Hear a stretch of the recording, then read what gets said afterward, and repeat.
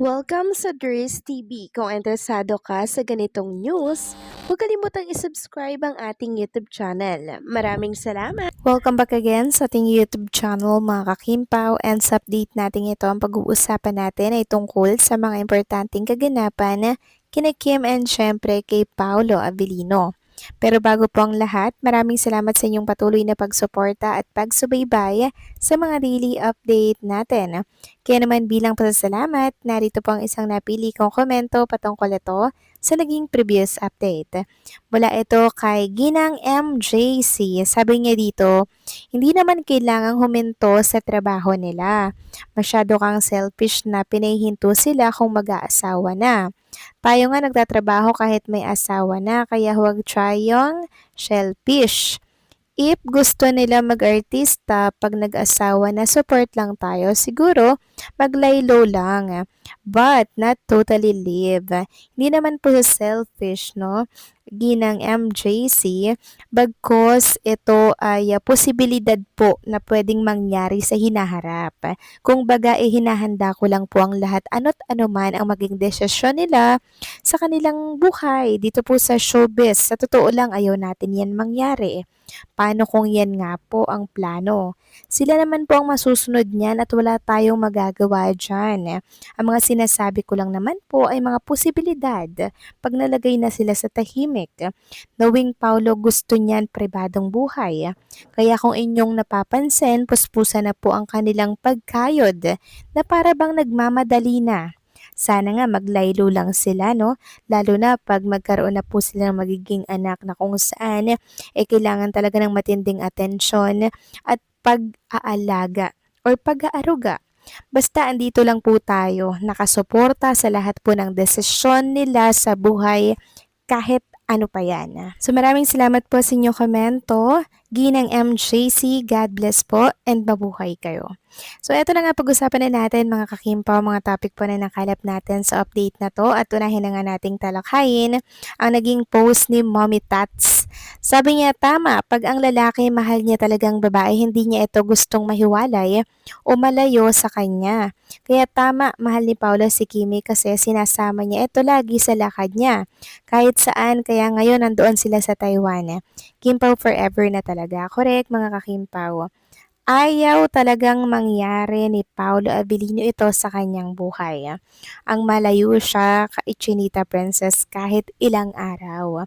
Kaya kung inyong mapapansin po mga kakimpaw, every time na may event si Paolo, nagmamadali po lagi yan siya na umuwi na para bang ewan ko, basta nagmamadali siya mga kakimpaw. Pero pag mga ganito na pumupunta po ng ibang bansa, kailangan siya doon ng mga ilang linggo, 2 buwan, 'di ba? Hindi pwede na hindi po kasama si Chinita Princess mga kakimpaw. Si Kim Chiu naman, gumawa na lang po ng way para yung pag-stay niya doon ay may purpose. O 'di ba mga kakimpaw? Talagang hindi sila mapaghihiwalay. At ngayon naman po mga kakimpaw, hinihinala na si Chinita Princess ay kasama ni Paolo dito po sa Taiwan. And until ngayong linggo mga kakimpaw na kung saan dapat ay may jogging session sila ng kanilang mga tropa at kasamahan, and ako nananahimik mga kakimpaw. Ibig sabihin po, nandun pa rin marahil sila sa ibang bansa and possible na extended ang kanilang vacation mga kakimpaw. Possible. Kasi wala po silang jogging session. Pwede rin naman baka nagpahinga lang naman si Kim and Paolo. Baka galing sa Taiwan or sa ibang bansa. Kasi syempre jet lag pa yan sa biyahe. Di naman ura-urada. Dapat mag-jogging. Ang pag-jogging po, kinakailangan din po yan ng sapat na tulog, sapat na pahinga mga kakimpaw. Kasi pag nag-jogging tayo tapos kulang tayo sa tulog, ano mangyayari sa atin yan, 'di ba? Ang dami pong pwedeng mangyari mga kakimpaw. Samantalang talakayin naman natin ang tungkol dito sa desisyon na talaga namang tinotodo na po ni Kim and Paolo. Kim, handa na nga ba talagang bumitaw at iwanan ang showbiz industry? Kung sakali nga po mga kakimpaw na malagay na nga sila sa tahimik ni Paolo Avellino.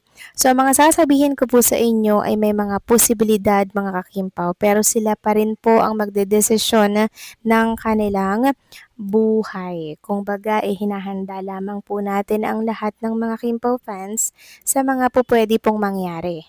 So pansin niyo ba mga kakimpaw na laging si Kim and Paula Avellino ay abala, nagmamadali, and syempre puspusan po ang kanilang mga project na ginagawa. Pansin niyo si Chinita Princess.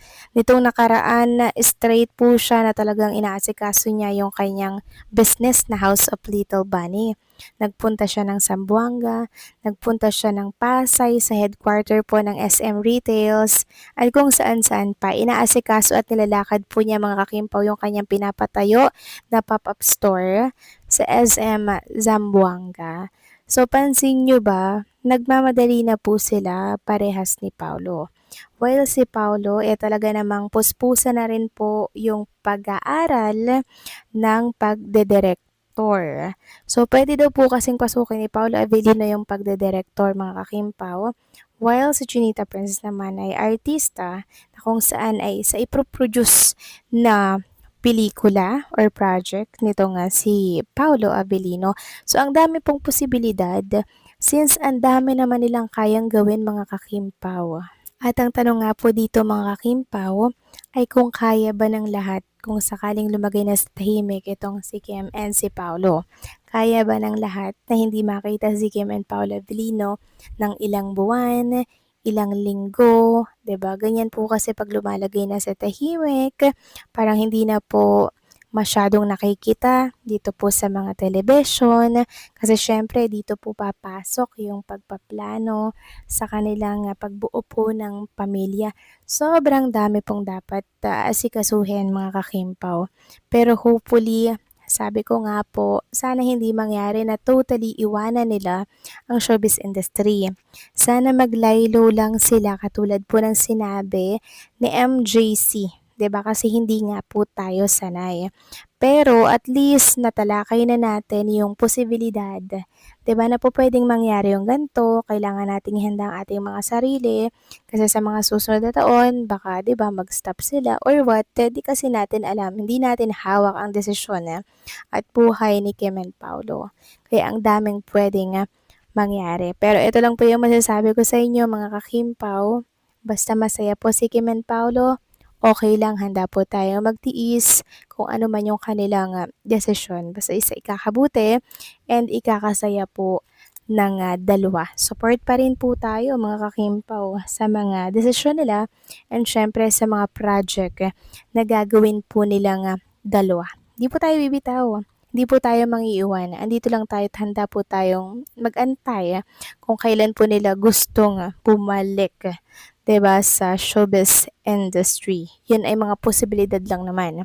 Kaya hinahanda ko ang lahat sa mga posibleng mangyari. Kayo ba mga kakimpaw, handa na po ba kayo na hindi mapanood si Kim and Paolo Avellino ng ilang buwan, ilang linggo?